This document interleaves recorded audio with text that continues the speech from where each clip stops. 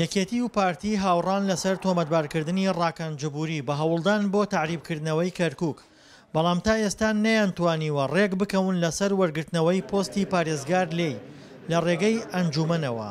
بەتەئکید ململانی نێوان پارتی و یەکێتی لە ڕابردوودا زیانی گەیاندۆتە کەرکووک، بەڵام فاکتەری دروستبوونی ململانیەکە لە حەقیقەتا یەکێتی بوو، چونکە هەموو دەسەڵاتەکانی یەکێتیەوە بە محافزیشەوە کە دکتۆر نەجمەدین کەریم بوو لا یەکێتی بوو. دوجار یەکێتی خۆیان بەداخەوە لە 16 ئۆکتۆبر کارێکیان کرد، گروپێکی ناو یەکێتی نەکێکێتی کارێکیان کرد کە کەرکووک ڕادەست کرا و ئەنجامی کەرکووک بەم ڕۆژە ئێستا گەیشت. دوای ناومێت بوون لە ڕێکەوتن لەگەڵ پارتی لە ئێستادا یەکێتی دەیەوێت لە ڕێگەی ڕێکەوتنی سیاسی باڵاوە لە بەغدا کار بۆ وەرگرتنەوەی پۆستی پارێزگاری کەرکووک بکات. بۆ مەسەلەی پۆستی پارێزگار بۆ کەرکووک بۆ کورد و بە تایبەتی یەکێتی زۆر بەجددی کاری لەسەر ئەکا و هەموو هەنگا هەوڵەکانی خسۆتە گەڕ و لە کۆمەڵی لاوە کاری لەسەر ئەکا لەگەڵ نەکتەنها ناوخۆی کەرکووکە لایەنەکانی کە بەڵکو لە دەرەوەی کەروکشە لەوانەیە بەڵام گەشتێتە دەرەوەی وڵاتی عێراقیشە بۆ ئەوەی تاوتوێی ئەم بابەتە لەگەڵ ئەو لایەنانە بکە کە کاریگەریان هەیە لەسەر بڕیاردان لە ناو شاری کەرکووکە.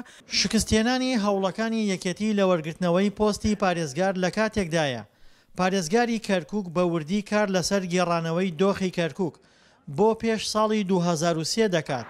ئەمەش زیاتر یەکێتی تووڕە کردووە.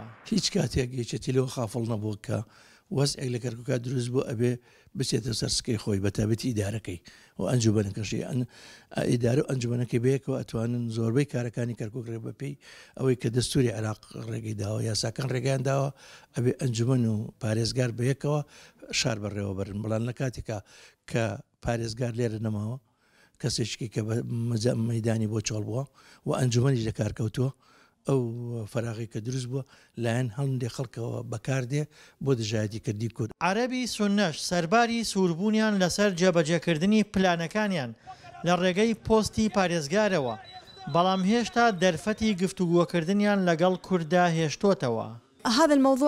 بەڕاشکاوی وردەکاری ئەو بابەتە نازانم، تەنانەت دانیشتن کرا لە نێوان ئەندامە کوردەکانی ئەنجومەنەکە دەتوانن لێیان بپرسن. دانیشتنیان لەگەڵ پارێزگادا هەبوو و توێژیان لەو بارەیەوە کردووە و بە چارەسەری گونجاو گەیشتون.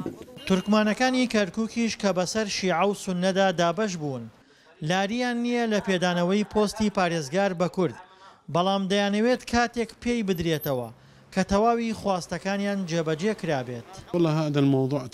ئەو بابەتە پێویستی بە گفتوگۆ هەیە، پێویستی بە دامەزاندنی لیژنەی گفتوگۆ و دانوستانە لە نێوان پێکاتەکانی کەرکووک. کارکردن بۆ دۆزینەوەی دەریچەیەک ڕێکەوتنێکی سیاسی و ئیداری پێویستە. پارێزگاری کەرکووک کە بووەتە گرفتی سەرەکی هێزە کوردیەکان بە پەرلەمانتاری عێراق هەڵبژێردراوە، بەڵام تا ئێستا پۆستەکەی جێ نەهێشتووە و وەکو پەرلەمانتار دەست بەکار نەبووە. دڵشاد ئەنوەر، دەنگی ئەمریکا، کەرکووک.